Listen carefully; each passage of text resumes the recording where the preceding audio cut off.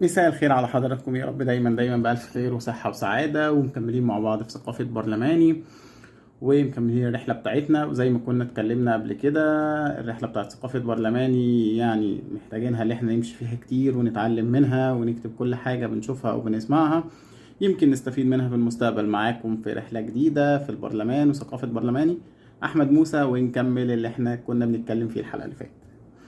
طيب، الحلقة اللي فاتت كنا بنتكلم ودخلنا نبدأ على المحليات والإدارة المحلية والمحافظات، وزي ما سألنا لكم السؤال، العاصمة بتاعة الغربية، فالناس كلها طبعا جاوبت وقالت لنا طنطا، وشكرا كل الناس اللي جاوبونا وكل الناس اللي بتجاوب، فده شيء حلو جدا جدا جدا جدا. فاحنا النهارده مكملين رحلتنا مع المجالس المحلية والإدارة المحلية، وايه الحكايه والقصه. طبعا احنا عارفين ان القانون بتاع المحليات ده قانون قديم، او لسه ما طلعناش قانون جديد عشان نعمل محليات جديده. يعني احنا مثلا عندنا القانون اللي هو كان قانون 43 لسنه 1979، وده القانون اللي كنا ماشيين بيه في المحليات لحد سنه 2011، لما المجلس العسكري وسياده المشير حسين طنطاوي طلع القرار اللي هو ايقاف جميع اعمال المجالس المحليه وحلها. وده طبعا كان في سنة 2011، نقدر نقول في شهر 9 2011. فالمحليات حكاية كبيرة جدا، والدستور اتكلم عنها، حتى دستور 2014 اتكلم عنها باستفاضة، وحط لنا بعض المواد الهامة جدا جدا في دستور المحليات، وكانت مكسب كبير في الدستور. زي مثلا اللي احنا عندنا 50%، 25 للمرأة و25 للشباب، لان هم دول كانوا النواة الاكبر، الفئة الاكبر في الشعب المصري، اللي محتاجين يمثلوا اكتر. وعندنا طبعا 50% عمال وفلاحين، اللي هم يبقى ال 100% بتوع المجالس المحليه. وزي قبل 2014 كان بينتخب رئيس واعضاء المجلس المحلي من المجموعه الموجوده في كل اداره محليه او مركز او مدينه او محافظه او اي شكل من اشكال المجالس المحليه الموجوده. طيب، كنا بنتكلم المره اللي فاتت عن الاقاليم. يعني ايه اقاليم؟ احنا عندنا مجموعه من المحافظات، وكل مجموعه من المحافظات دولت يبقى ليهم اقليم. اقليم دي يعني هي الدايره اللي يحصل فيها مجموعه اعمال مع بعض المحافظات دي، يبقى مشتركين فيها، يبقوا متواصلين كده مع بعض. نقدر نقول ايه؟ يعني بنعمل دايره مصغره من الدوله في اقليم، وبعد ما بننزل من الاقليم بتبقى كل محافظه منفرده، يبقى كل محافظه لوحدها. طيب، زي ما اتكلمنا احنا عندنا اقليم القاهره الكبرى، او اقليم العاصمه، او عاصمه القاهره. وطبعا يعني احنا بنقول ونأمل اللي هو في الآونة الجديدة إن شاء الله العاصمة الإدارية تخش ضمن إقليم القاهرة. يبقى عندنا القاهرة، وعندنا محافظة الجيزة، وعندنا محافظة القليوبية، اللي احنا دايما بنقول عليهم ايه؟ القاهرة الكبرى، أو الإقليم بتاع القاهرة الكبرى. إن شاء الله نأمل اللي هو العاصمة الإدارية تخش فيه، ويبقى إقليم العاصمة الإدارية محافظة القاهرة والجيزة والقليوبية. طيب، عندنا إقليم تاني، إقليم اسكندرية. وإقليم اسكندرية ده بيشمل اسكندرية، طبعا هي العاصمة بتاعته، زي اقليم القاهره الكبرى، القاهره هي العاصمه بتاعته. طيب، بيشمل ايه؟ اسكندريه والبحيره ومنطقه النوباريه ومطروح. دولت مجموعه من المحافظات مع بعض عاملين اقليم. خلاص. طيب، نيجي لاقليم تاني، اقليم الدلتا، وعاصمته طبعا طنطا، زي ما اتكلمنا في الفيديو اللي فاتت والناس قالت لنا على طنطا. طنطا هي عاصمه اقليم الدلتا. طيب، اقليم الدلتا ده بيضم ايه؟ محافظه المنوفيه والغربيه وكفر الشيخ ودمياط والدهليه. خلاص. ده كده ايه؟ اقليم الدلتا، او تقسيمه الاقليم بتاعت الدلتا. طيب، عندنا اقليم تاني، عندنا اقليم تاني، عندنا اقليم قناه السويس، وطبعا العاصمه بتاعته اسماعيليه مش السويس المره دي، لا، العاصمه بتاعته اسماعيليه. طيب، وده بيبقى محافظاته ايه؟ او اقليم السويس ده محافظاته ايه؟ محافظه سينا، خلاص، وبورسعيد والاسماعيليه والشرقيه، وجزء من شمال محافظه البحر الاحمر حتى نهايه خليج السويس. يعني يبقى واخدين جزء كده من البحر الاحمر. في الفرق ما بين خليج السويس والبحر الاحمر، هي الحته دي تابعه لاقليم قناه السويس. وطبعا سينا هنا بمعناها محافظه جنوب وشمال سينا، عشان الناس اللي تسال. طيب، عندنا اقليم تاني، طبعا عندنا اقليم تاني وعندنا محافظات تانية، يعني مش هم دول بس اللي موجودين في مصر. طبعا عندنا اقليم شمال الصعيد، وطبعا ده العاصمه بتاعته المنيا، محافظه المنيا العاصمه بتاعت اقليم شمال الصعيد. طيب، وده بيشمل ايه بقى محافظات، او ايه المحافظات اللي داخله فيه؟ عندنا محافظه بني سويف والمنيا والفيوم وجزء من شمال البحر الاحمر. احنا عارفين طبعا اللي محافظات الصعيد في ما بينها وما بين البحر الاحمر منطقه اسمها المنطقه الاقتصاديه ما بين محافظات الصعيد والبحر الاحمر. ففي اجزاء منها بتخص اقاليم، او زي ما بنقول كده الواجهه بتاعت المحافظات بتاعت الصعيد دي على البحر الاحمر. خلاص. طيب عندنا اقليم تاني، عندنا اقليم تاني، عندنا اقليم اسيوط. اقليم اسيوط والعاصمه بتاعته اسيوط برضو، وده بيشمل ايه؟ بيشمل محافظه اسيوط والوادي الجديد، الاتنين دول بس. يبقى اقليم اسيوط هو محافظه اسيوط والوادي الجديد. طيب عندنا اقليم تاني، طبعا عندنا اقليم تاني اللي فيه عروسه النيل، اقليم بقى جنوب الصعيد وعاصمته اسوان. خلاص. طب وده بيشمل محافظات ايه؟ بيشمل محافظه سوهاج وقنا واسوان واجزاء جنوبيه من محافظه البحر الاحمر. طيب احنا زي ما شفنا كده البحر الاحمر متقسم مع بعض المحافظات. ليه؟ لان زي ما قلنا هو الحدود والمطله لمحافظات الصعيد على البحر، فعشان كده هو بيخش في الاقاليم الخاصه بالصعيد والخاصه اللي هي طلع على البحر الاحمر. طيب الاقاليم دي بتعمل ايه او ايه دورها؟ زي ما بنقول كده لما بيجي رئيس الجمهوريه يبص من فوق، يعني من فوق كده زي الطياره كده لما تكون قاعد فيها وتبص على الارض تحس ان هي صغيره والحاجات فيها صغيره صغيره صغيره.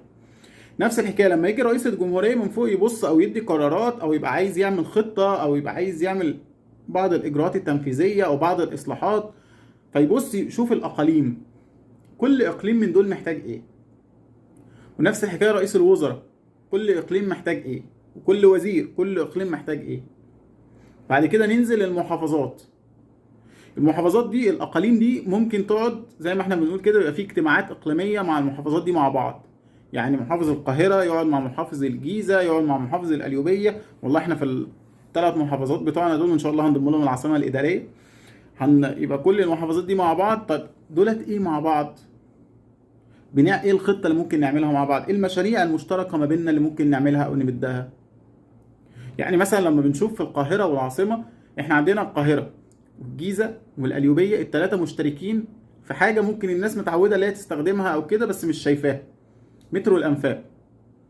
مترو الانفاق ده ماشي من الثلاث محافظات، الجيزه والقاهره والقليوبيه.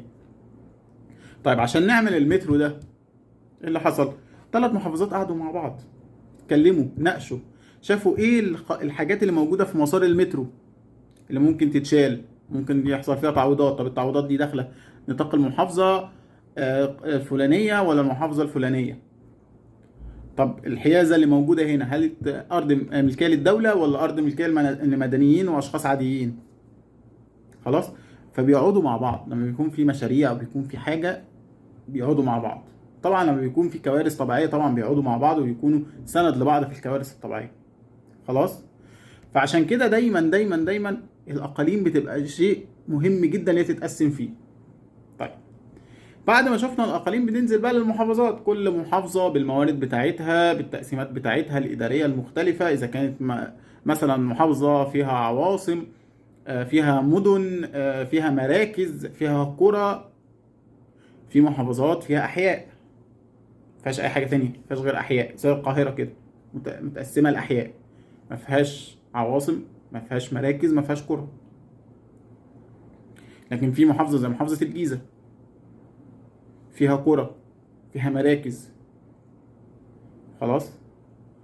في محافظات زي الدهاليه فيها مدن، فيها مراكز، فيها قرى. فكل التقسيمه دي بتساعد بعض او بتساعد هيكله الدوله اللي هي تشتغل على وتيره واحده. زي ما نقول كده ايه، مركب والكل بيقدف عشان المركب تمشي. فعشان كده دايما دايما دايما لما نيجي نقسم التقسيمه الاداريه دي بنبص لها بمنظور مختلف. وانت نفس الحكايه لما تكون في نموذج محاكاه، او اذا كنت مثلا ربنا كرمك ان شاء الله وبقيت من المسؤولين او التنفيذيين في الدوله، او من المجالس المؤثره زي مجلس الشورى، مجلس النواب، او المجالس المحليه، يبقى عارف التقسيمه ماشيه ازاي، تبقى عارف الدوله ماشيه ازاي او هيكله الدوله شكلها عامل ازاي. طيب عندنا حاجه طبعا في المجالس المحليه والاداره المحليه اسمها الامانه العامه للاداره المحليه. طبعا الامانه العامه للاداره المحليه دي هي الامانه الفنيه لمجلس الوزراء، اللي بتشوف، اللي زي ما احنا بنقول كده بتعمل التنسيق ما بين الاقاليم، بتعمل التنسيق ما بين المحافظين، بتعمل التنسيق ما بين الوزارات والادارات المحليه والمحافظات المحليه. فدي بتبقى اسمها الامانه العامه للاداره المحليه. تمام. طيب عندنا طبعا حاجه تانية اسمها المجلس الاعلى للاداره المحليه. المجلس الاعلى ده المجلس اللي بقى زي ما بنقول كده باصص من فوق، ونقدر نقول المجلس المحلي دوت او الاعلى للاداره المحليه ده بادئ من سنه 1988. 1988. فاكرين لما قلنا في البدايه القانون بتاع الاداره المحليه كان بادئ من امتى؟ 43 لسنه 1979. ده بقى من عام 1988 وعندنا يشكل المجلس الاعلى للاداره المحليه. طبعا بيشكل برئاسه مجلس الوزراء وعضويه الوزراء اللي هم المختصين بالاداره المحليه او المحافظين ورؤساء المجالس المحليه للمحافظات. خلاص. فده المجلس الاعلى للاداره المحليه. طبعا اول حاجه بيعملها المجلس دوت هو دراسه القوانين والقرارات وكافه الامور العامه والخاصه داخل الاداره المحليه. يعني مثلا في خطه تطوير في محافظه، في خطه تطوير في اقليم، المجلس الاعلى ده بيشوف من فوق خلاص وينسق ما بينهم. بيقيم طبعا المحافظين، لان المحافظين بيحصل لهم عمليه تقييم. فجاه ممكن نلاقي رئيس الجمهوريه طلع قرار مثلا بتعيين 10 محافظين جداد بثبات 10 محافظين حاليين. كل ده في عمليه التقييم اللي بيعملها المجلس الاعلى. خلاص. طبعا التنسيق الكامل ما بين المحافظات وما بين الوزارات المختصه. المجلس الاعلى للاداره المحليه ده حاجه مهمه جدا جدا جدا جدا. هو حلقه الوصل ممكن ما بين الرئيس وما بين الاداره المحليه اللي تحت في كل حاجه، في كل التنسيقات، في كل الترتيبات، في كل زي ما نقول اداه التقييم. يعني الاداه اللي بجد بجد بجد مهمه جدا، والمجلس ده دوره مهم جدا. ممكن احنا ما بنشوفوش كمواطنين او اشخاص عاديين لان هو شغله على مدار الساعه. عارفين كده لما بنكون كده في ازمه ويقول لك خليه الازمه ورئاسه مجلس الوزراء بتتابع الازمه، كل ده بسبب ايه؟ المجلس الاعلى للاداره المحليه في ازمات، في حاجات هو على طول متابع، على طول ايده زي ما بنقول كده في الشغل ده. فيعني يا رب يكون كده قدرنا نوصل لكم جزء صغير من اللي احنا عايزين نقوله، وان شاء الله في الحلقات الجايه مكملين معاكم وهنخش بقى نشوف المجلس. احنا خلاص شفنا الاداره المعينه او الاداره التنفيذيه او الاداره المحليه عامله ازاي او تركيبها عامل ازاي او ايه الاقاليم او بتشتغل في ايه. وطبعا كل ده معينين من السلطه التنفيذيه من الدوله في الاداره، لكن المجالس الشعبيه المحليه دي بتبقى مجالس منتخبه. فاحنا ان شاء الله في الحلقات الجايه هنكمل ونشوف ايه بقى المجلس المحلي ودستور 2014 الحلو الجميل اللي مدينا كل الصلاحيات الجديده اللي بتخلي الشباب عندهم طاقه عايزين ينزلوا يترشحوا في المجالس المحليه، عايزين يفيدوا الدوله، عايزين يبقوا بجد اسمها بلد للتنميه. بس مصر يعني زي ما نقول كده مصر جت بعد كده جه التاريخ. الشباب عندهم الطاقه دي عشان يخلوا مصر بجد بجد بجد في اعلى واعلى. طبعا الاداره السياسيه الموجوده بتساعد في ده، وبنامل بنامل يا رب يا رب يا رب في القريب العاجل يصدر القانون الجديد للمجالس المحليه ونشوف كل الكوادر الشبابيه بجد اللي قادره تخدم البلد موجوده في ارض الواقع في المجالس المحليه وبتخدم مصر.